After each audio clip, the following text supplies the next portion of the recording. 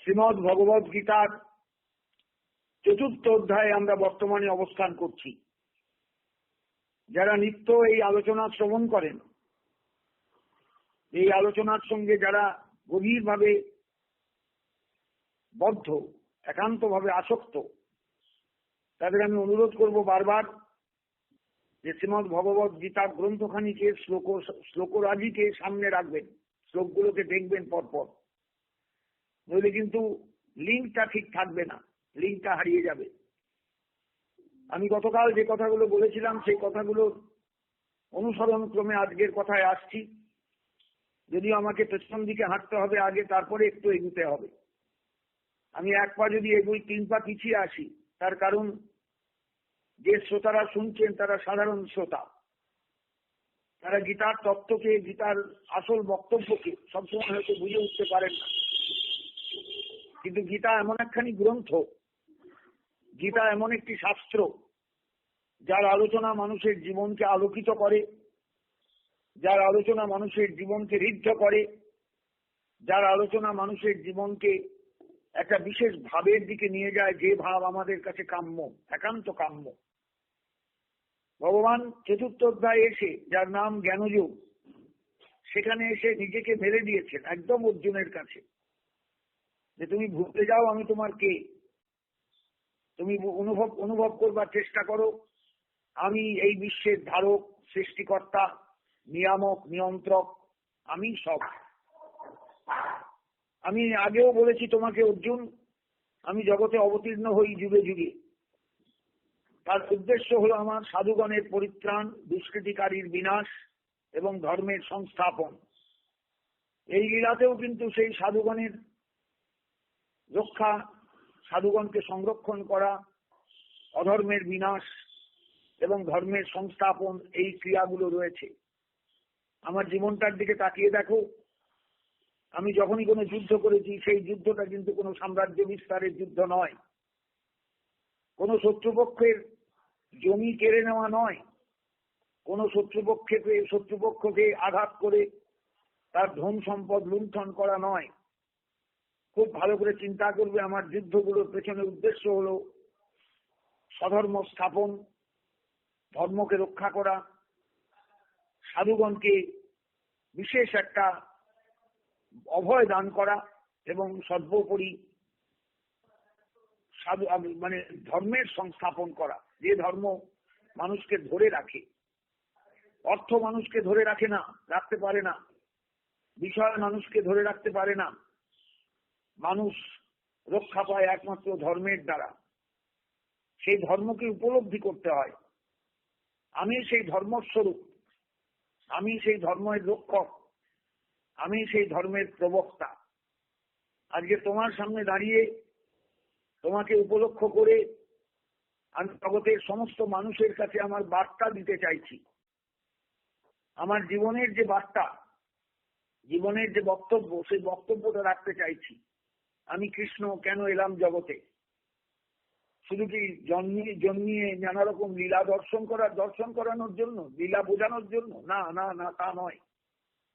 আমার যে ভূমা সত্তা, আমার যে বিরাট সত্তা, আমার যে বিরাট একটা পরিচয়, সেই পরিচয়টা মানুষের কাছে রেখে যেতে, যাতে ভবিষ্যতের মানুষ আমার জন্মকর্মকে ঠিক ঠিক অনুধাবন করতে পারে। এই জন্য একটা শব্দ ব্যবহার করেছেন 9 নম্বর শ্লোকে, জন্ম কর্ম চমে দিব্যং। দিব্য কথার অর্থই হলো অলৌকিক। লৌকিক দৃষ্টিভঙ্গি দিয়ে আমাকে ব্যাখ্যা করা যাবে না, লৌকিক চেতনা দিয়ে আমাকে ধরা যাবে না, লৌকিক চেতনা দিয়ে আমার নির্ণয় করা যাবে না, আমাকে কোনোভাবেই ধরা সম্ভব নয়। এটা দিব্য, এটা ভাবতে হবে। এই অলৌকিকতাকে আশ্রয় করেছি আমি এই কারণে যে জগতের মানুষের কাছে আমি তো ধরা দিতে পারি না এইভাবে। আমি তো অধরা তত্ত্ব, তথাপি আমি ধরা দিতে হাত বাড়িয়েছি, সকলের কাছে হাত বাড়াচ্ছি।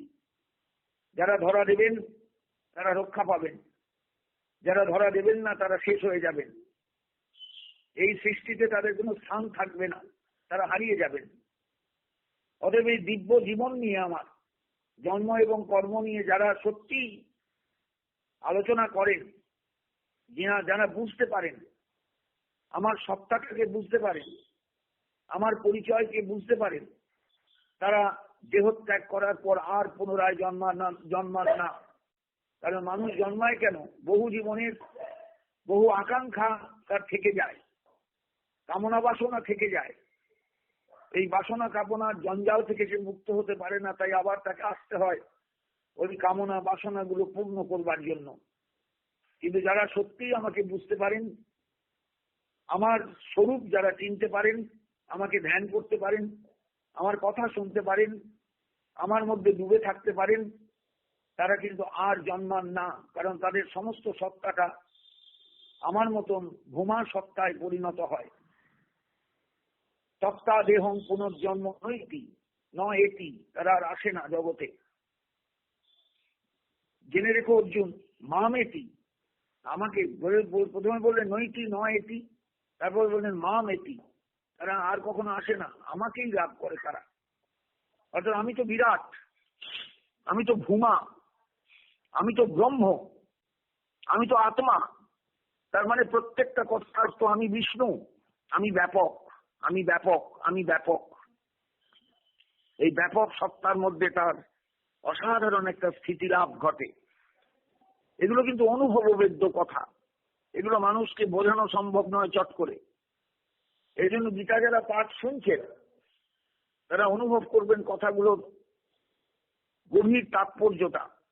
যে যার কথা বলা হচ্ছে তিনি কিন্তু মানুষের আকারে দাঁড়ালেও, মানুষের আকারে থাকলেও তিনি মানুষ নন। অতি মানুষও বলা যাবে না, তার থেকে অনেক বড়। তিনি ব্রহ্ম তত্ত্ব। ব্রহ্ম শব্দের অর্থ ব্যাপক, বিষ্ণু শব্দের অর্থ ব্যাপক, আত্মা শব্দের অর্থ ব্যাপক। কত ব্যাপক, কিরকম ব্যাপক, এ আমরা ধারণা করতে পারবো না, ভাবতেই পারবো না। অনন্ত ব্রহ্মাণ্ড নিয়ে তার অবস্থান, অনন্ত জ্যোতিষ্ক তারই অঙ্গুলি হেলনে চলে, তারই ইচ্ছায় ধাবিত হয়, ছুটতে থাকে। উপনিষদের একটা শ্লোকের কথা বলেছিলাম আপনাদের কাছে কয়েকদিন আগে বোধহয়, ভয়াদস্যাগ্নি স্তপতি ভয়াত তপতি সূর্য, ভয়াদ ইন্দ্রশ্চ বায়ুশ্চ মৃত্যুর ধাবতি পঞ্চম। সবাই কিন্তু আমার ভয়ে ছোটে, সবাই কিন্তু ঈশ্বরের ভয়ে ছোটে। কেউ নিজের জায়গায় দাঁড়িয়ে থাকতে পারে না, কর্তব্য পালন করে, তার নির্দেশ পালন করে। অতএব অর্জুন, এই আমার জন্মকর্ম, আমি যখন আবার জন্মাই, মায়ের শিশু হয়ে মায়ের কোলে থাকি, সেখান থেকে বড় হই, হাঁচি হাঁচি পা পা, মা আমাকে হাঁটতে শেখান, আমি হাঁটা শুরু করি। এগুলো ভেবে যারা আমাকে মানুষ বলে মনে করে তারা কিন্তু ভুল করে। আমার ওইগুলো হলো লীলা সত্তা, একটা লীলার পরিচয়। কিন্তু সেই লীলাটা দাঁড়িয়ে আছে, তার পেছনে আছে আমার ভূমা সত্তাটা। সেই সত্তাকে জানতে হয়, সেই সত্তাকে বুঝতে হয়। এই জন্য বললেন জন্ম কর্ম চমে দিব্যম এবং যে ব্যক্তি তত্ত্বত। তত্ত্ব তো আমাকে বুঝতে হয়, তত্ত্ব দিয়ে বুঝতে হয়, তত্ত্বরূপে বুঝতে হয়। আমার লীলার মধ্যে ডুবে গেলে চলবে না। মানুষ পাঠ শুনতে বসে, লীলা কথা শুনতে ভালোবাসে, হরিবোল দিয়ে ওঠে, উলু দিয়ে ওঠে। আমার দুঃখ হয় তখন যে কিচ্ছু বুঝলো না এই মানুষগুলো। পাঠ শুনতে এসে শুধু উলু দিয়ে গেল, হরিবোল করে গেল, গৌর হরিবোল বলে গেল, কিন্তু আসল তাত্ত্বিক জায়গাটা কিচ্ছু অনুধাবন করতে পারলো না। আমার 50 বছর পাঠকতা জীবনের অভিজ্ঞতাটা আপনাদের কাছে বলছি যে মাস পিপল, সাধারণ মানুষ একদম অন্ধকারে। গীতার ভাষা তাদের অন্তরে ঢোকে না, গীতার ভাষা তারা বুঝতে পারে না। এই জন্যই আমার গীতায় বসা। প্রত্যেক মানুষকে তাই আমি অনুরোধ করবো, আমি যারা শুনছেন শক্তিমণ্ডলী, তারা আমার বয়োজ্যেষ্ঠ হতে পারেন, আমার সমবয়স্ক হতে পারেন, আমার থেকে ছোটও হতে পারেন, এতে কিচ্ছু আসে যায় না। কিন্তু প্রত্যেকের কাছে আমার অনুরোধ, গীতার কথাগুলো বুঝবেন। যিনি গীতা বলছেন তাকে বুঝবেন, বুঝবার চেষ্টা করবেন, তবে আপনি গীতার ভেতরে ঢুকতে পারবেন। নইলে মেলাতে পারবেন না কথাগুলো।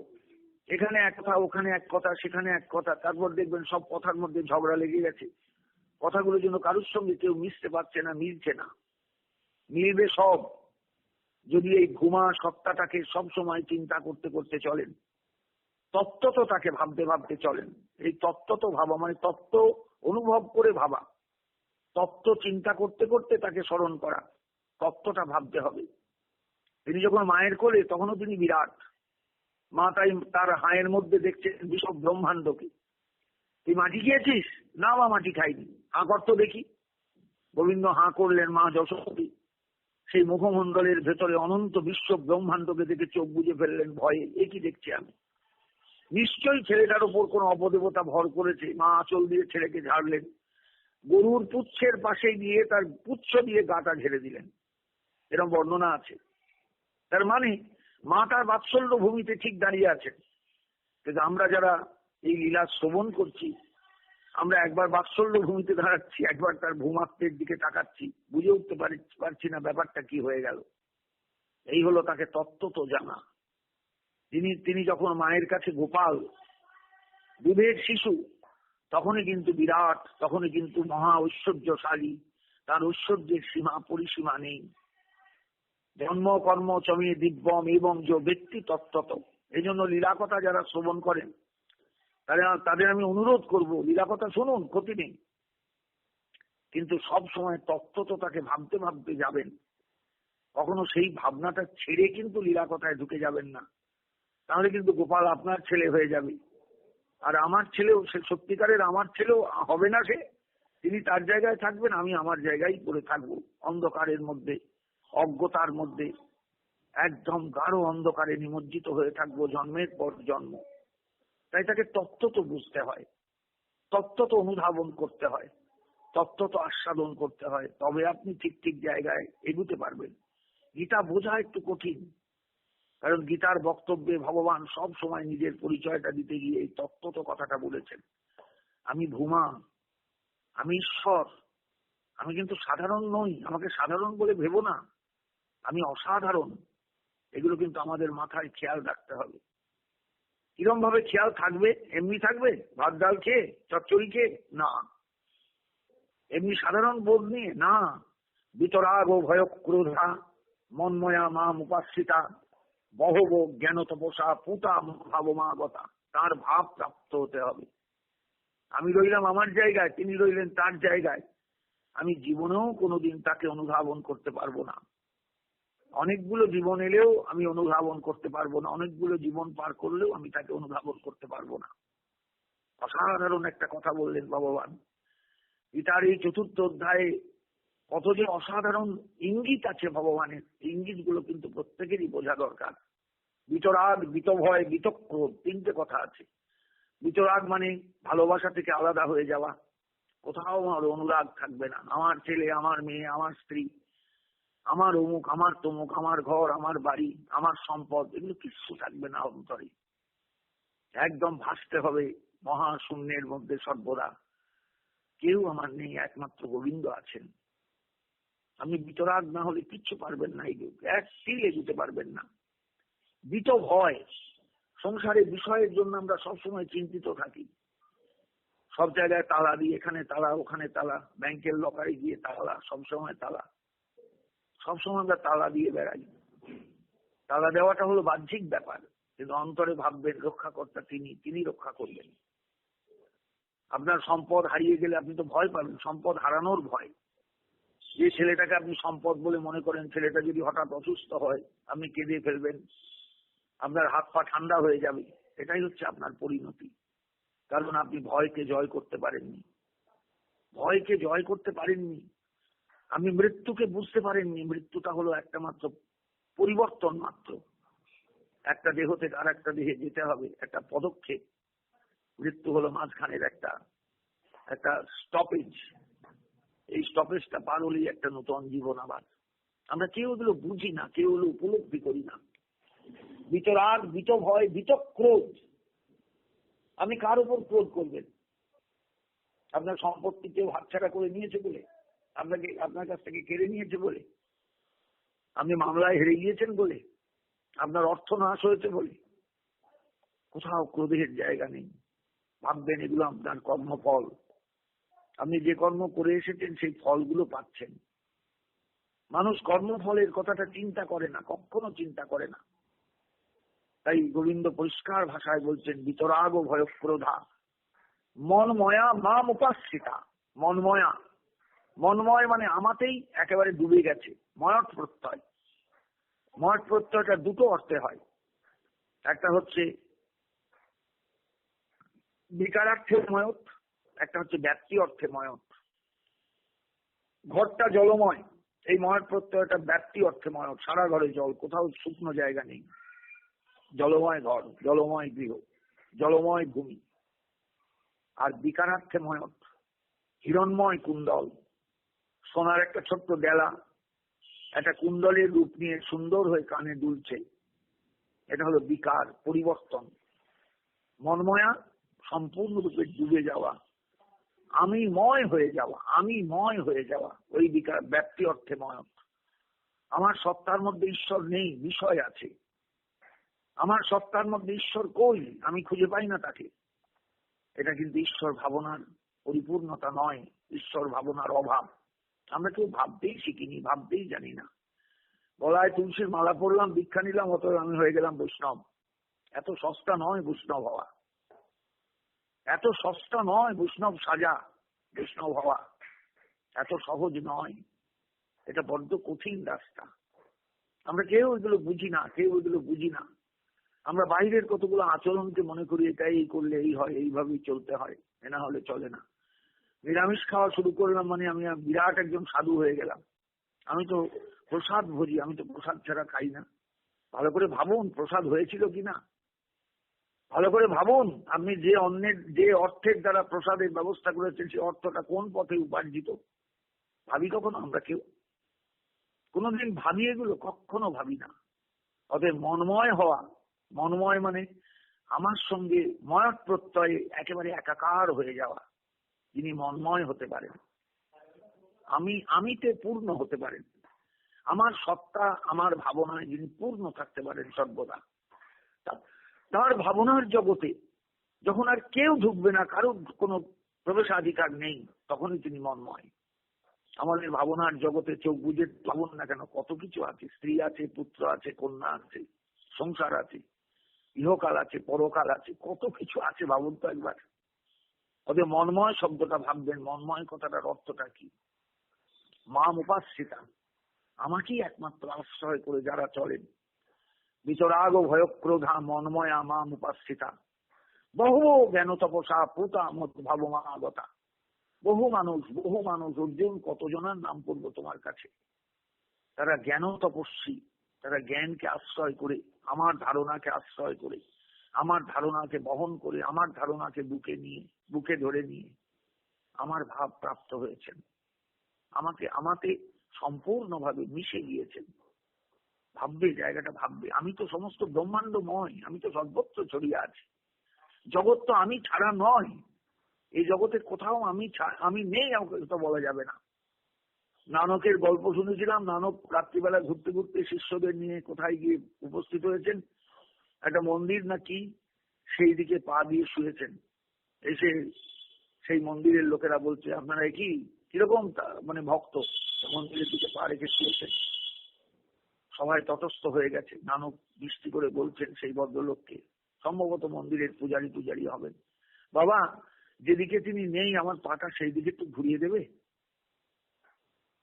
যেদিকে তিনি নেই আমার পাটা সেই দিকে একটু ঘুরিয়ে দেবে। বলুন তো কোন দিকে তিনি নেই? পূবে আছেন, পশ্চিমে আছেন, উত্তরে আছেন, দক্ষিণে আছেন, ঈশান কোণে আছেন, নৈঋত কোণে আছেন, অগ্নি কোণে আছেন, বায়ু কোণে আছেন, ওপরে আছেন, নিচে আছেন, 10 দিকেই তো তিনি আছেন। কোথায় তার পাটা সরাবেন? নানকের পূজারীর চোখ খুলে গেছে, সত্যিই তো তাই। জগতে কোথায় তিনি, কোন জায়গাটায় তিনি নেই? সর্বত্র তিনি আছেন। অর্জুনকে বোঝাচ্ছেন, এটার নাম জ্ঞানযোগ। অর্জুন, জ্ঞানের প্রয়োজন আছে। জ্ঞান শূন্য হয়ে যে ভক্তি, সেই ভক্তি কিন্তু ভক্তি নয়, মেদাটে ভক্তি। ঠাকুর রামকৃষ্ণের কথায় ওটা মেদাটে ভক্তি। এতে এলেও যতক্ষণ, যেতেও ততক্ষণ। বিনো জল হুড় করে ঢুকে গেল, সব ভিজিয়ে দিয়ে, সব ভাসিয়ে দিয়ে চলে গেল নিয়ে। একটি পলি, নোংরা মাটি, আবর্জনা রেখে দিয়ে চলে গেল।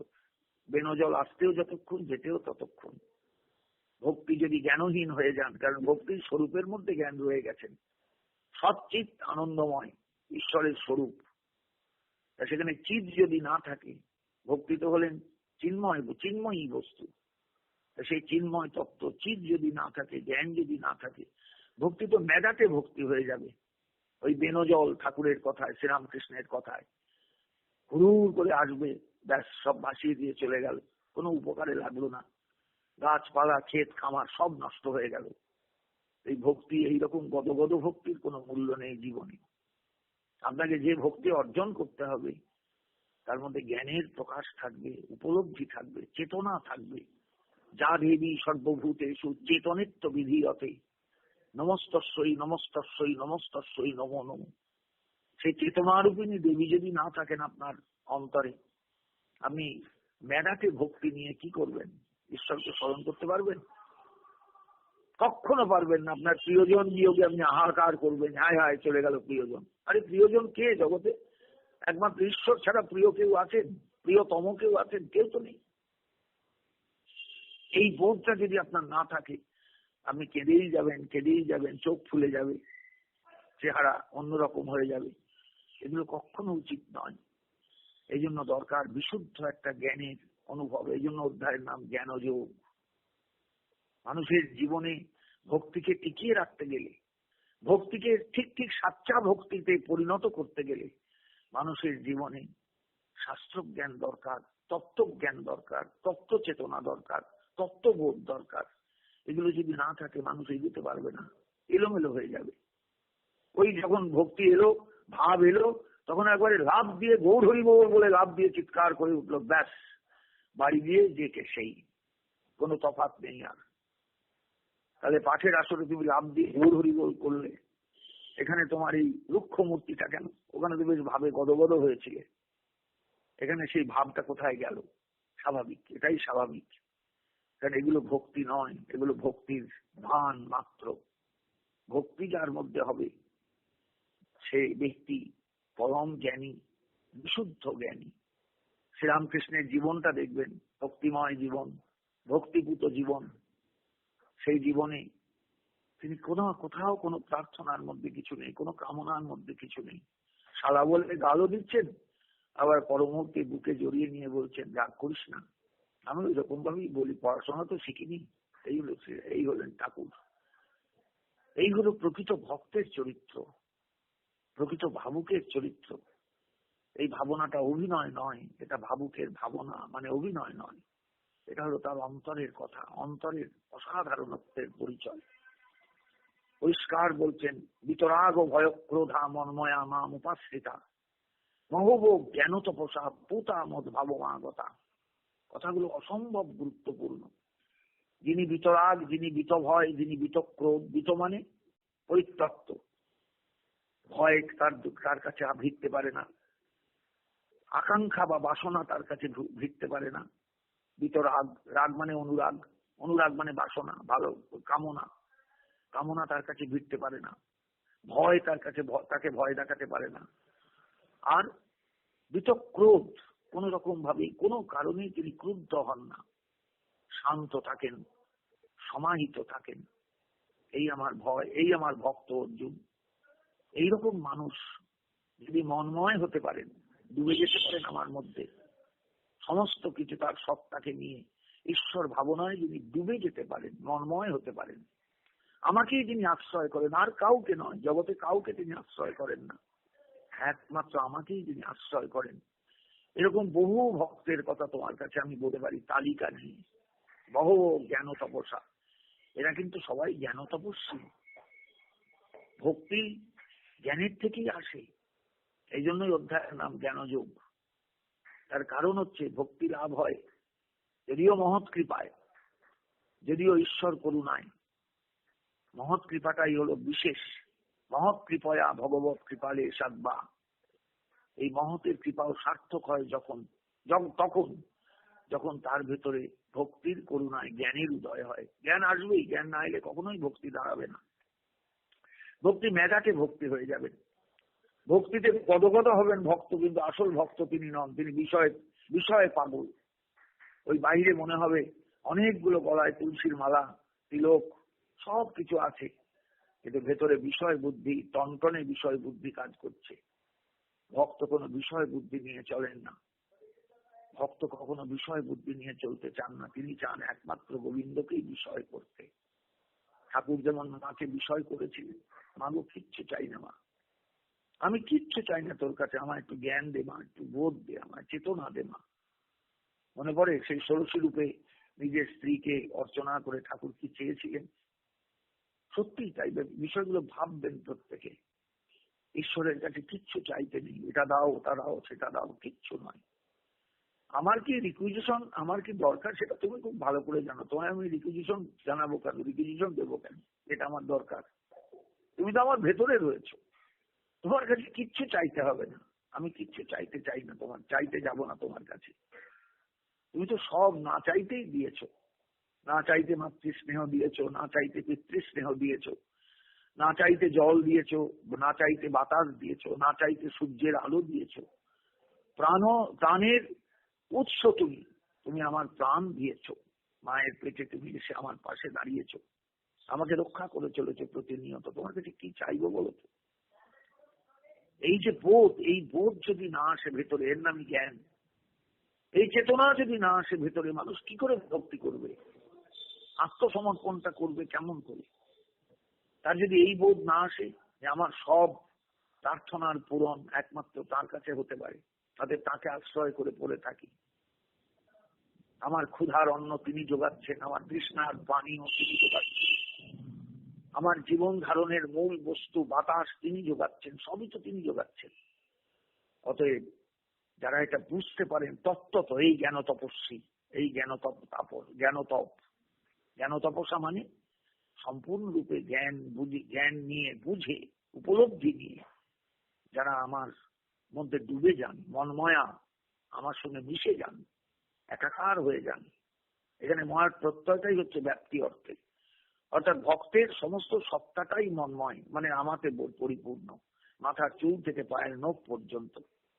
সেখানে তার নিজস্ব বলে কিছু নেই, সব আমি পূর্ণ হয়ে গেছে, আমিতে পূর্ণ হয়ে গেছি। বহব জ্ঞান তপস্যা, তারা পবিত্র হয়ে যান আমার স্মরণে, মননে, চিন্তনে, ভাবনায় ডুবে যান তারা। এই জন্য পুতা, পবিত্র হয়ে যান।